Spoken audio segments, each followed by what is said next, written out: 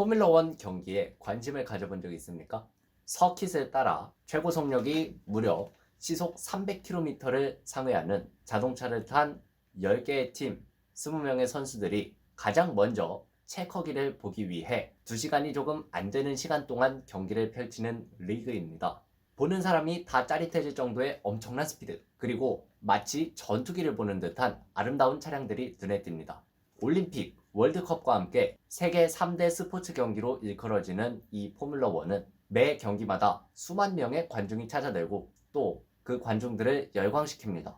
20명의 선수들과 10개 팀 스태프들, 그리고 전 세계에 널린 관중들은 누가 가장 빠른가? 이 한 개 질문에 답을 얻기 위해서 무려 1950년부터 포뮬러1을 지켜보고 수십억 달러에 달하는 자본을 투자하고 세계 최고의 기계 기술자들을 동원합니다. 왜 그럴까요? 심지어는 매우 위험할 수도 있는데 말이죠. 저는 아마도 그들 모두의 피에 미래파의 의지가 옅게나마 흐르고 있기 때문이라고 생각합니다. 앞서 포뮬러1 경기는 1950년부터 시작됐다고 했는데요. 이는 공식적으로 그랑프리를 묶어 리그로 개최한 첫 해일 뿐 그랑프리 경기는 무려 세계 2차 대전보다도 전으로 거슬러 올라가 1894년부터 시작되었다고 합니다. 1894년과 1950년 이 사이 어느 시기쯤에 굉장한 주목을 받는 어떤 예술사조가 탄생합니다. 바로 미래주의입니다. 페라리의 고향 이탈리아에서는 1909년 2월 5일 시인이었던 필리포 마리네티라는 인물이 미래주의 선언을 발표합니다.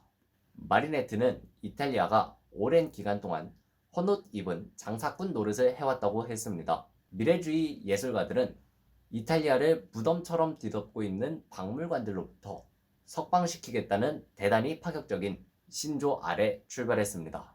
간단히 말하자면 세상이 과거에 붙들려 미래로 나아가지 못하는 현실이 그들에겐 안 입고 왔던 거죠. 그럼 그들이 가고 싶었던 미래는 무엇일까요? 마리네티가 구체적으로 많은 것을 열거했지만 크게 묵자면 그들은 세 가지의 전제사항을 깔았다고 볼 수 있습니다. 바로 기계, 속도, 미래입니다. 기계. 그들은 기계를 예술적으로 아름답다고 여겼습니다. 파이프로 덮개를 장식한 경주용 자동차, 포탄 위에라도 올라탄 듯 으르렁거리는 자동차가 대리석 조각상 사모트라켓 니케보다도 아름답다. 실제로 그들이 한 말입니다. 그런데 이들이 한 말은 지금 와서 보면 그렇게 크게 과장된 말도 아닙니다. 평범한 사람들도 페라리, 맥라렌 등 회사의 슈퍼카들을 보고 와, 아름답다, 와, 멋있다 등의 찬사를 보내곤 하지만 대리석 조각을 보고는 그 조각상이 아름답다고 생각하기보단 무슨 뜻이 있을지 골똘히 생각에 잠기는 경우가 많을 것이라고 장담합니다. 속도. 멈춘 것은 이들에게 용납되지 않습니다. 그림조차도 이들에겐 움직이는 척이라도 해야 하는 대상입니다. 실제로 당시 미래주의 회화였던 줄을 단 개의 역동성을 보면 분명히 그림인데도 줄에 묶인 개가 그야말로 개난리를 피우고 있는 것이 눈앞에 생생한 것만 같습니다. 시끄럽게 느껴질 정도네요. 당시는 잔상의 효과가 대중들에게 알려지지 않았던 시기임을 생각해보면 실로 놀라운 연출이 아닐 수 없습니다. 역동성. 역동성이 그들의 생명입니다. 황홀경, 수면, 고요한 생각 따위에 지루한 것들을 찬양했던 문학에서 벗어나고자 이들은 공격, 경주, 불면증, 목숨을 건 도약 등을 찬양했습니다. 미래, 이전, 그리고 지금과 같은 세상을 도저히 용납할 수 없었던 그들은 묵은 사상들도 타파하고자 했습니다. 그들이 타파하고자 했던 이념들은 좌우지간을 가리지 않았습니다. 도덕주의와 같은 보수적인 이념부터 페미니즘과 같은 진보적인 이념까지 싸그리 싹싹 갈아엎고 그들만의 이념을 세우고자 했습니다. 일종의 혁명이죠. 이 혁명은 후술하겠지만 나중에 미래파의 발목을 붙잡게 됩니다. 조금 작게 볼까요? 문학에서도 그들은 기존까지의 비유법, 부사 및 형용사, 구문론 등의 문법을 타파하고자 했고 그들만의 미래 언어를 구축하는 데 힘썼습니다. 여기 보이시는 건 미래주의 사조를 바탕으로 작성된 시입니다. 전통적인 우횡서 방식의 시랑은 한눈에 봐도 차이가 있죠. 이들은 시에서조차 속도와 방향성을 표현하고자 했고 오늘날 타이포그래피의 원조가 되었다고 봐도 무방할 것 같습니다. 미래주의는 그 이름에 걸맞게 그 전까지 아무도 시도하지 않았던 방식으로 기계를 예술적 객체, 미적인 원천으로 삼기로 했습니다. 인류는 도구와 기계의 도움을 받아서 지금의 경지에 이르렀습니다. 선사시대에 돌과 나뭇가지를 엮어서 무기와 농기구를 만들던 시대부터 지금의 소리보다 빠른 비행기, 먼지보다 작은 로봇, 인간보다 똑똑한 인공지능을 만들기까지 말입니다. 우리가 맨손으로 무엇을 이뤄낸 일은 손에 꼽는다고 봐도 무방하죠. 그런데 우린 생각보다 기계와 친하지 않습니다. 이를 단적으로 보여준 예가 토머스 트웨이츠의 토스터 프로젝트입니다. 그가 수공업으로 만든 토스터기가 얼마나 우스운지 보십시오. 우린 생활에 꼭 필요한 기계조차 맨손으로 만들 수 없습니다. 모던 타임즈에 나오는 우스꽝스러운 장면들을 보면 알 수 있듯 이 인간이 기계를 완전히 통제할 수 있다는 것도 크나큰 착각이죠. 심홍동은 기술성이란 새롭게 입수되는 정보를 형태로 재구성하는 능력이라고 했습니다. 내면의 인간성을 끌어내 기계에 응집하는 것이 기술성인 거죠. 근데 그게 그렇게 쉬운 일이 아니라는 거고요. 쉽지 않은 일임에도 불구하고 미래주의 예술가들은 비인간 객체인 기계와 끊임없이 교감을 시도했습니다. 다시 말해 기계와 제일 친했던 예술가들이었던 거죠.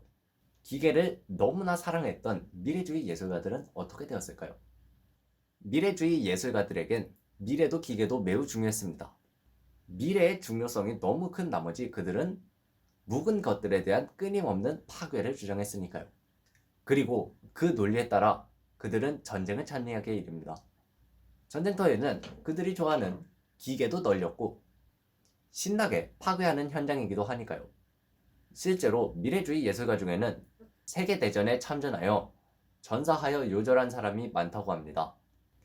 미래주의는 그렇게 2번에 걸친 세계대전 동안 기계로 놀라운 예술을 하는 사람들 정도로 받아들이던 대중들에게 공분의 사기에 이르고 미래주의 내부에서도 환멸을 느껴 떠나는 예술가들이 늘어났습니다. 미래주의는 그렇게 전무후무한 극단적인 이데올로기를 표방하게 되면서 대략 1916년 정도에 짧은 전성기를 마무리 짓게 됩니다. 전쟁을 찬미하여 파시즘과도 손을 잡았다고 일컬어지는 미래파의 암담한 면과는 별개로 이 기간 동안 미래파가 구사한 미학은 기계뿐만 아니라 패션, 요리, 건축, 음악, 영화 등에도 영향을 미쳤고 그 영향이 지금까지도 이어져 오고 있습니다. 안토니오 산텔리아의 새로운 도시는 미래의 고층 건물을 상상하여 그린 것인데 놀랍게도 1914년에 그려진 그림이 지금 세계 곳곳 도심에 있는 고층 건물들하고 큰 차이가 없어 보이죠.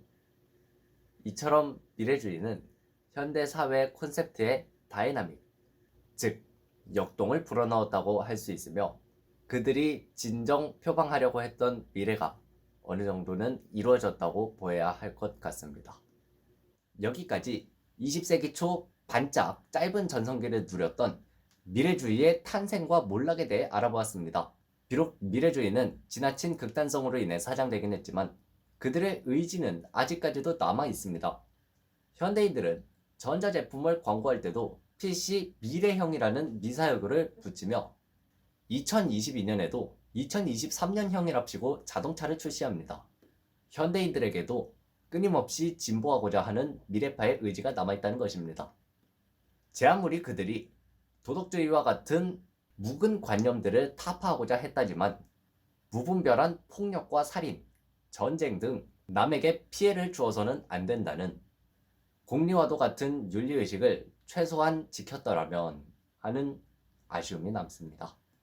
이러한 안타까움에 대해 폴 비릴리오는 속도와 정치에서 혁명은 운동이지만 운동이 혁명은 아니다 라고 짧지만 명확한 비평을 남겼습니다. 아방가르드와 같은 예술은 필연적으로 범죄적일 수 있으며 대중들의 이목을 끌기도 어려울 수 있습니다. 심지어는 외면당하기도 하죠. 그렇지만 모든 것에는 장단이 있다고 하듯 예술가가 하고자 하는 예술의 당위성을 찾으려고 한다면 그들도 무엇인가를 남겨서 우리에게 보답하지 않을까요? 마치 오늘날의 우리에게도 미래파의 피가 흐르는 것처럼 말이죠.